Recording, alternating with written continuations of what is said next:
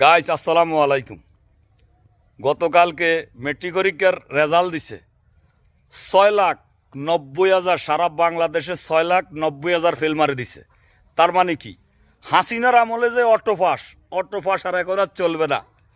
BNP সরকারের আমলে পড়ালেখা করে পাস করতে হইব, এবং সেই পড়ালেখা সুশিক্ষিত হইতে হইব, নৈতিক শিক্ষা থাকতে হবে।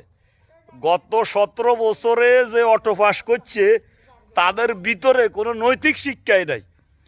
আমি আমার ব্যক্তিগত একটা কথা শেয়ার করি। হাসিনার আমলে অনার্স কমপ্লিট করছে, আমি তারে জিজ্ঞেস করলাম যে ইংলিশে আপনার ঠিকানাটা বলেন, কিন্তু সে বলতে পারে নাই। অনার্স কমপ্লিট করছে, অনার্স পড়ুয়া একটা ছাত্রী ইংলিশে তার ঠিকানাটা সে মুখ দিয়ে লেখা থাক দূরের কথা, শুধু মুখ দিয়ে কইতে পারে না। তাহলে চিন্তা করেন গত 17 বছর কীভাবে অটো পাস দিছে এই হাসিনায়। তাই বলতেছি বিএনপির আমলে হড়ালেখা করি, পাস করতে হইব। ভালো থাকবেন সবাই।